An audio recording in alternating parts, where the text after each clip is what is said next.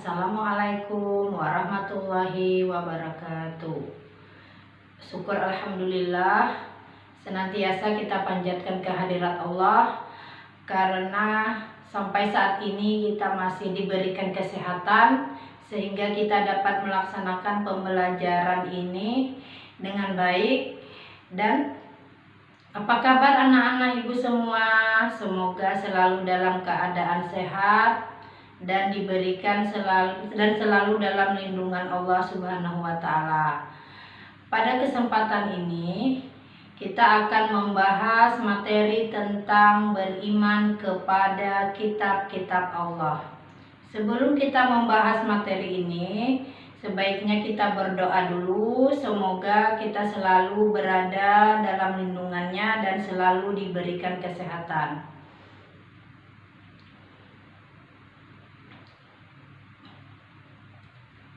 Untuk lebih jelasnya, kita lihat materi berikut ini.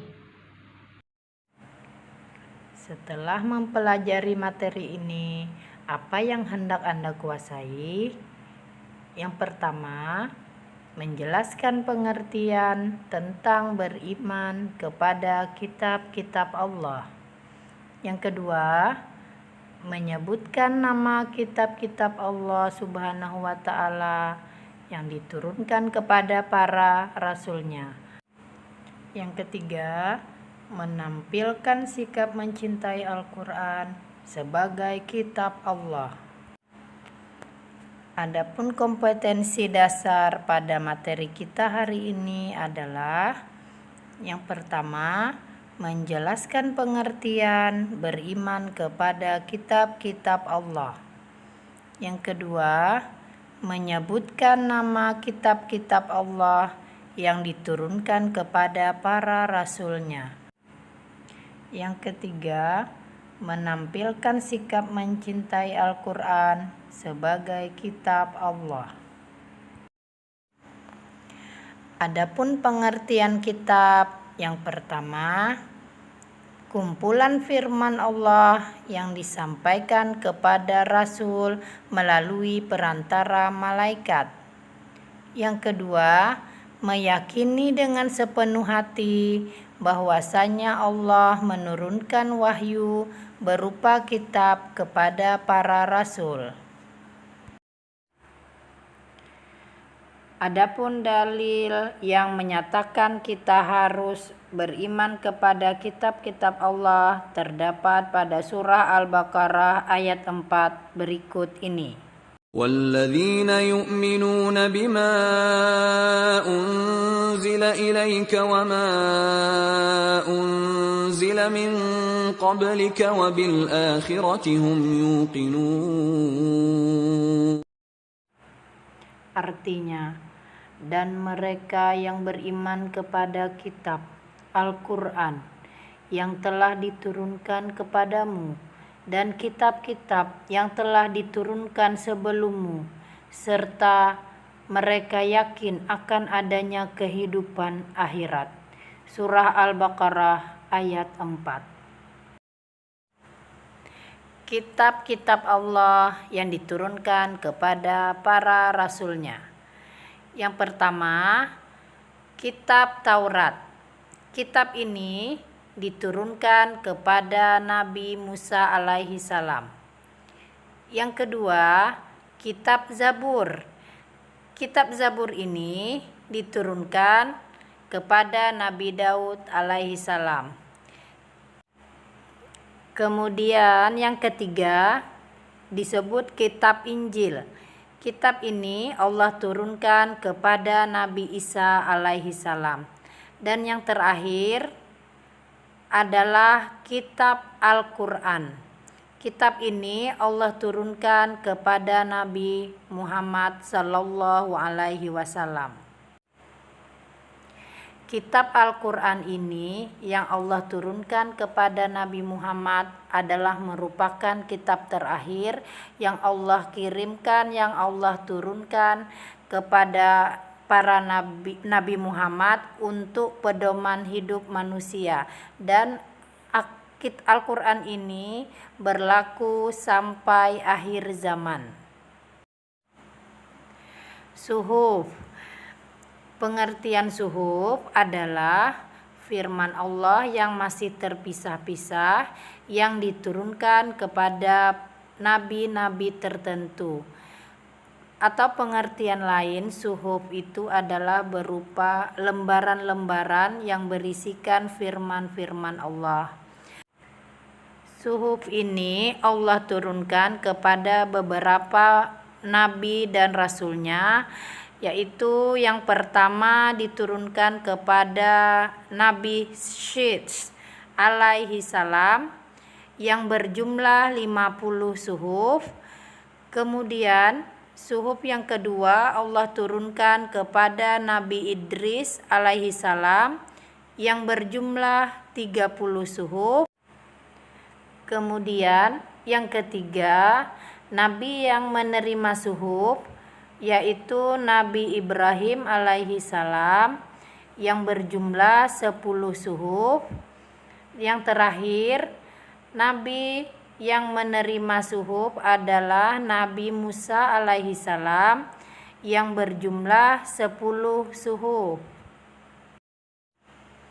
Sekarang kita masuki perbedaan kitab suci Al-Quran dengan kitab suci yang Allah turunkan sebelumnya. Yang pertama, Al-Quran beriman dengan meyakini keberadaannya, kebenaran, petunjuk, dan mengamalkan petunjuk-petunjuk tersebut dalam kehidupan kita sehari-hari. Kemudian pada kitab sebelumnya beriman cukup dengan meyakini adanya kitab-kitab suci tersebut dan tidak wajib mengamalkan petunjuk yang ada di dalamnya itu. Sekarang kita akan membahas lebih khusus lagi tentang Al-Quran, yang kita ketahui bahwasanya Al-Quran ini adalah merupakan kitab suci umat Islam.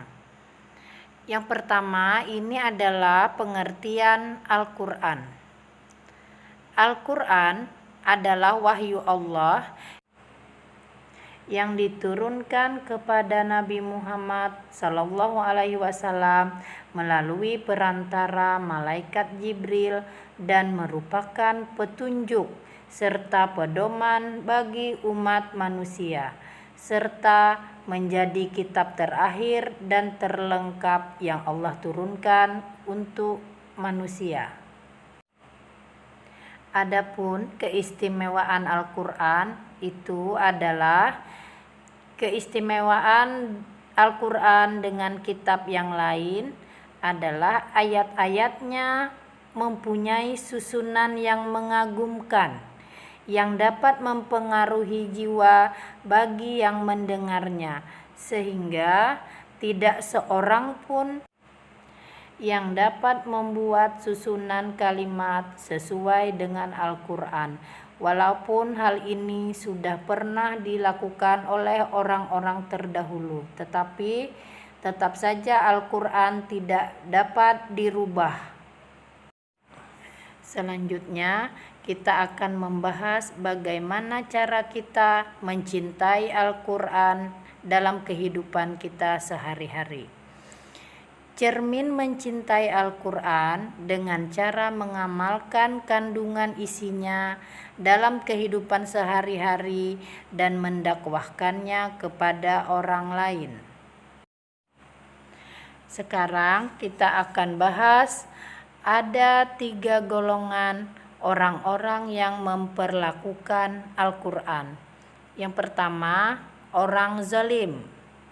Yang kedua, orang muqtasid. Yang ketiga, sabikul bil khairati. Baiklah, yang pertama kita akan membahas tentang orang yang zalim. Nah, siapakah orang yang zalim itu? Orang zalim itu adalah seperti beriman terhadap Al-Quran, tetapi isi kandungannya tidak diamalkan, bahkan dilecehkan. Kemudian yang kedua, orang muktasyid. Nah, orang muktasyid ini adalah orang pertengahan. Artinya apa? Artinya apa-apa yang diperintahkan di dalam Al-Quran itu dilaksanakannya dengan baik. Tetapi di sisi lain apa-apa yang dilarangnya juga dilaksanakan. Golongan yang terakhir yaitu sabiqul bil khairati. Nah, siapakah sabiqul bil khairati? Sabiqul bil khairati ini adalah orang-orang yang tetap istiqomah atau konsisten dalam menjalankan ajaran Al-Quran.